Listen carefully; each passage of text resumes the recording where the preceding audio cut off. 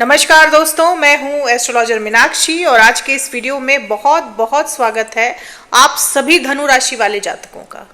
दोस्तों, 138 दिनों के लिए शनि देव वक्री हो चुके हैं। 13 जुलाई से ही शनि देव वक्री हो चुके हैं। शनि की ढैया चल रही थी धनु राशि वाले लोगों पर।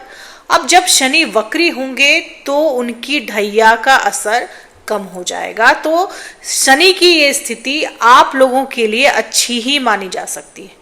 शनि आपके चौथे भाव में विराजमान है और ढैया लगी हुई थी आप लोगों की। इसका प्रभाव अब थोड़ा कम हो जाएगा, क्योंकि जब भी कोई ग्रह वक्री होता है तो वो जहां बैठा होता है उससे एक भाव पहले के रिजल्ट वो ज्यादा देता है। शनि अभी 7 डिग्री के होकर आपके चौथे भाव में बैठे हुए थे। अभी तो शनि देव आपके चौथे भाव में आए थे और अभी वो वक्री हो गए हैं। तो अब वो आपके तीसरे भाव से जुड़े रिजल्ट ज्यादा देंगे। चौथे भाव पर उनका असर थोड़ा कम हो जाएगा। तो आपके जीवन में जो सुख शांति भंग हो रखी थी उससे आपको राहत मिलेगी। शनि की ये जो परिस्थिति है ये धनु राशि वाले लोगों के लिए अच्छी मानी जा सकती है। इसके साथ ही मंगल केतु का जो अंगारक योग बना हुआ है दोस्तों, वो 28 जुलाई को खत्म हो जाएगा। जैसे ही मंगल देव गोचर करेंगे आपके 10वें भाव में, और मंगल केतु की युति यहाँ पर खत्म हो जाएगी। और मंगल जब 10वें भाव में रहेंगे, क्योंकि मंगल आपकी राशि में 5वें भाव के मालिक हैं, आपके त्रिकोण के मालिक हैं, और जब मंगल 10वें भाव में रहेंगे तो ये स्थिति आपके नौकरी व्यवसाय के लिए बहुत अच्छी मानी जा सकती है।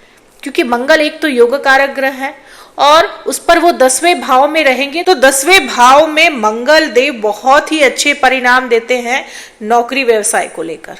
इसके साथ ही एक बहुत अच्छी चीज हो रही है दोस्तों, शुक्र जो कि अभी तक आपके 6ठे भाव में विराजमान थे, 26 जुलाई को आपके 7वें भाव में प्रवेश कर जाएंगे। शुक्र 6ठे भाव में वृषभ राशि में विराजमान थे। शुक्र का 6ठे भाव में जाना कोई बहुत अच्छी परिस्थिति वैवाहिक जीवन के लिए नहीं मानी जा सकती, लेकिन जैसे ही 26 जुलाई को शुक्रदेव आपके 7वें भाव में चले जाएंगे और यहाँ पर वो युति बनाएंगे बृहस्पति के साथ। शुक्र और बृहस्पति जैसे शुभ ग्रहों का आपके 7वें भाव में होना बहुत सारे अच्छे परिणाम लेकर आएगा। इसके बारे में मैं आगे वीडियो में बताऊंगी। तो कुल मिलाकर ये जो परिस्थिति है ये धनु राशि वाले लोगों के लिए अच्छी ही मानी जा सकती है। कुछ सावधानियां आपको रखनी है उसके बारे में भी बताऊंगी, और कुछ उपाय भी आप कर सकते हैं उसके बारे में भी बताऊंगी। सबसे पहले बात करें आपके सेहत की।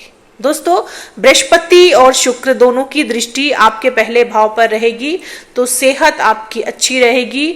सेहत से संबंधित कोई बड़ी परेशानी आपकी नहीं दिखाई दे रही है। हाँ, क्योंकि मंगल की चौथी दृष्टि रहेगी आपके पहले भाव पर, तो क्रोध में वृद्धि हो सकती है। आपके बेवजह आप क्रोध कर सकते हैं, चिड़चिड़े रह सकते हैं, फ्रस्ट्रेटेड रह सकते हैं। इससे आपको बचना है, क्योंकि मंगल की चौथी दृष्टि आपके पहले भाव पर रहेगी, तो क्रोध आपका बढ़ सकता है। और ब्लड प्रेशर के अगर आप पेशेंट हैं तो बीपी आपका हाई हो सकता है, क्योंकि मंगल रक्त के कारक हैं। तो आपको इन मामलों में सावधानी रखने की जरूरत है। बाकी आपकी सेहत अच्छी रहेगी। सेहत से संबंधित कोई बड़ी परेशानी आपकी नहीं दिखाई दे रही है आने वाले समय में। बात करें आपके नौकरी व्यवसाय की, तो मंगल आ रहे हैं आपके 10वें भाव में। ये परिस्थिति बहुत अच्छी है आपके नौकरी और व्यवसाय दोनों के लिए। और शनि भी वक्र हो जाएंगे, तो शनि की जो 7वीं दृष्टि आपके 10वें भाव पर पड़ी हुई थी, जिस वजह से नौकरी में समस्याएं आ रही थी, मनचाहा रिजल्ट नहीं मिल रहा था आपको आपके जॉब में, आप संतुष्ट नहीं थे, कहीं ना कहीं आप नौकरी बदलने की सोच रहे थे, जगह बदलने की सोच रहे थे, तो इन सब चीजों में ठहराव आएगा। और शनि की अब सीधी दृष्टि आपके 10वें भाव पर नहीं रहेगी, तो ये परिस्थिति आपके लिए अच्छी है। नौकरी से जुड़ी समस्या से आपको निजात मिल सकती है। सेना या पुलिस विभाग में आपकी भर्ती हो सकती है। अगर आप सेना में जाना चाहते हैं या पुलिस विभाग में जाना चाहते हैं, इसकी तैयारी कर रहे हैं, तो मंगल की स्थिति आपको इन सभी विभागों में नौकरी दिलवा सकती है। अगर आप व्यवसायी हैं, बिजनेसमैन हैं और प्रॉपर्टी से जुड़े काम करते हैं, तो मंगल की स्थिति आपके लिए भी बहुत अच्छी मानी जा सकती है। बिल्डर्स, प्रॉपर्टी डीलर के लिए मंगल की स्थिति किसी वरदान से कम नहीं है। आपके लिए बहुत अच्छे रिजल्ट ला सकते हैं मंगल देव। आपको अपने काम में तरक्की देखने को मिलेगी, आपको आपके बिजनेस में रफ्तार देखने को मिलेगी, मुनाफा भी आप अच्छा खासा कमा सकते हैं, क्योंकि मंगल प्रॉपर्टी के, लैंड के कारक हैं और इन सभी कामों में बहुत अच्छे रिजल्ट देते हैं। साथ ही साथ ऐसे लोग जो शेयर बाजार से जुड़े हुए हैं, जो इन्वेस्टमेंट करते हैं, इंश्योरेंस सेक्टर से जुड़े हुए हैं, बैंकिंग सेक्टर से जुड़े हुए हैं, उनके लिए भी बहुत अच्छे रिजल्ट ला सकते हैं शुक्र देव। जैसे ही शुक्र आपके केंद्र भाव में यानी कि 7वें भाव में आएंगे, शुक्र देव आपके 11वें भाव के स्वामी हैं, आपके लाभ भाव के स्वामी हैं। तो अगर आप शेयर मार्केट से जुड़े हुए हैं या फिर आप इन्वेस्टमेंट करते हैं, तो शुक्र की ये स्थिति आपको बहुत बड़ा लाभ दिलवा सकती है, प्रॉफिट दिलवा सकती है। शुक्र आपके 11वें भाव के कारक हैं, लाभ भाव के कारक हैं और आपके 7वें भाव में, केंद्र भाव में बैठेंगे गुरु के साथ। बहुत अच्छी परिस्थिति है ये। धन के मामले में भी आपको बहुत अच्छे रिजल्ट देखने को मिलेंगे। धन से जुड़ी समस्याएं भी आपकी खत्म हो सकती है, क्योंकि शुक्र और बृहस्पति जैसे शुभ ग्रह आपके 7वें भाव में रहेंगे। 7वां भाव आपके विवाह का होता है, आपके डेली वेजेस का होता है, आपके पार्टनरशिप के बिजनेस का होता है। तो इन तीनों चीजों में आपको बहुत फायदा होगा। आपके नौकरी व्यवसाय में भी आपको फायदा होगा और आपके बिजनेस में भी आपको फायदा होगा, जिससे आपके पास धन भी पर्याप्त मात्रा में आएगा। विद्यार्थियों के लिए भी बहुत अच्छा समय है, क्योंकि आपके 5वें भाव के कारक मंगल आपके 10वें भाव में रहेंगे। तो त्रिकोण के स्वामी केंद्र में रहेंगे, तो विद्यार्थियों को अच्छे परिणाम मिलेंगे, अच्छे संस्थान में आपका दाखिला हो सकता है, क्योंकि मंगल केतु की युति खत्म हो जाएगी। तो विद्यार्थी अब अपनी शिक्षा पर ज्यादा फोकस कर सकेंगे, अपनी परीक्षा को लेकर, अपनी पढ़ाई को लेकर ज्यादा सीरियस रहेंगे और कॉन्सेंट्रेट भी कर पाएंगे, जिससे उनको अपनी शिक्षा से जुड़े अच्छे परिणाम मिल सकते हैं। अब बात करें आपके वैवाहिक जीवन की। शुक्र और गुरु ये दोनों ही ग्रह कहीं ना कहीं विवाह से संबंध रखते हैं, आपके वैवाहिक जीवन को अच्छा करने का काम करते हैं और ये दोनों ही ग्रह आपके 7वें भाव में रहेंगे। 26 जुलाई से ये दोनों ही ग्रह आपके 7वें भाव में रहेंगे। इससे अच्छी परिस्थिति, इससे अच्छा समय वैवाहिक जीवन के लिए शायद ही हो सकता है। आपके वैवाहिक जीवन में जो भी समस्याएं चल रही हैं, उन सभी से आपको निजात मिल सकती है, उन सभी समस्याओं से आपको छुटकारा मिल सकता है। पति पत्नी के बीच में अगर दूरियां आ गई थी, तो ये दूरियां खत्म हो सकती हैं। आप दोनों के बीच में एक अंडरस्टैंडिंग डेवलप होगी, आप दोनों के बीच में प्रेम में प्रगाढ़ता आएगी, आप दोनों एक दूसरे को ज्यादा समझेंगे, ज्यादा समय देंगे और आपकी जो बॉन्डिंग होगी वो फिजिकल ही नहीं, इमोशनल भी होगी, जिससे आप दोनों का रिश्ता और गहरा होगा।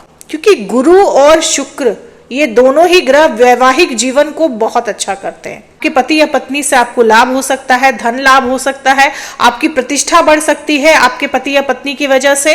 तो वैवाहिक जीवन के लिए बहुत अच्छा समय है। ऐसे लोग जो बहुत लंबे समय से विवाह तय होने का इंतजार कर रहे थे, उनका ये इंतजार खत्म हो सकता है। 26 जुलाई के बाद आपका विवाह तय हो सकता है। किसी धनी कुलीन परिवार में आपका विवाह तय हो सकता है। ऐसे तो बुधादित्य योग बन रहा है, लेकिन आपके 8वें भाव में सूर्य और बुध का योग बन रहा है, बुधादित्य योग बन रहा है। सूर्य आपके 9वें भाव के स्वामी हैं। तो पिता की सेहत आपकी खराब रह सकती है, पिता से आपके संबंध भी खराब हो सकते हैं, पिता से अनबन हो सकती है, माता को भी सेहत से जुड़ी परेशानियां रह सकती हैं, क्योंकि मंगल की दृष्टि आपके 4थे भाव पर रहेगी। तो माता को सेहत से जुड़ी समस्याएं रह सकती है, जैसे बीपी, शुगर वगैरह बढ़ सकता है। रक्त से जुड़ी समस्याएं आपकी माता को रह सकती है, क्योंकि मंगल रक्त के कारक हैं। आपके छोटे भाई बहनों से भी आपके संबंध खराब हो सकते हैं, झगड़े हो सकते हैं, मनमुटाव हो सकता है, क्योंकि शनि आपके 3रे भाव को प्रभावित करेंगे। 3रा भाव आपके छोटे भाई बहनों का होता है, आपके पड़ोसियों का होता है, आपके दोस्तों का होता है, मित्रों का होता है। तो इन सभी लोगों से बेफजूल के मनमुटाव आपके हो सकते हैं, झगड़े हो सकते हैं, मसले हो सकते हैं। तो इन मामलों में आपको सावधानी रखने की जरूरत है, अपने क्रोध पर नियंत्रण रखने की जरूरत है, क्योंकि मंगल आपके पहले भाव पर दृष्टि डालेंगे। तो क्रोध आपका बढ़ा रह सकता है। अपने क्रोध की वजह से आप अपने नजदीकी संबंध खराब कर सकते हैं। तो अपने क्रोध पर नियंत्रण रखने की कोशिश करें। अब उपाय आपको क्या करना चाहिए दोस्तों, शनि वक्री हो रहे हैं, शनि आपके तीसरे भाव को प्रभावित करेंगे, पराक्रम को प्रभावित करेंगे, तो कॉन्फिडेंस हो सकता है कि थोड़ा सा लो रहे आपका। इससे बचने के लिए आपको शनिवार के दिन काले तिल का दान करना चाहिए। और दोस्तों, आपको प्रत्येक सोमवार को और शनिवार को शंकर भगवान का जलाभिषेक जरूर करना चाहिए। और जिस जल से आप जलाभिषेक करें उस जल में काले तिल जरूर डाल दें। ऐसा करने से शनि वक्र अवस्था में भी आपको कम नुकसान पहुंचाते हैं। इसके अलावा दोस्तों, आप जितना ज्यादा गरीबों की सेवा करेंगे, दान पुण्य करेंगे, उतना ज्यादा शनि देव प्रसन्न होते हैं। शनि आपके कर्मों को देखते हैं। आप जितने अच्छे कर्म करते हैं शनि आपको उतने ही अच्छे फल देते हैं। तो अपने कर्मों को भी अच्छा रखें, लोगों की सहायता करें, गरीबों की सहायता करें। ऐसा करने से शनि किसी भी अवस्था में क्यों ना रहे, आपको अच्छे ही फल देते हैं। तो दोस्तों, ये थी मेरी एनालिसिस धनु राशि वाले लोगों के लिए। उम्मीद करती हूँ कि वीडियो से आप लोगों को काफी हेल्प मिली होगी। अगर वीडियो से हेल्प मिली हो तो चैनल को सब्सक्राइब करें, लाइक करें, शेयर करें, कमेंट करें और बेल आइकन जरूर दबा दें दोस्तों। तब तक के लिए जय माता दी, जय श्री राम।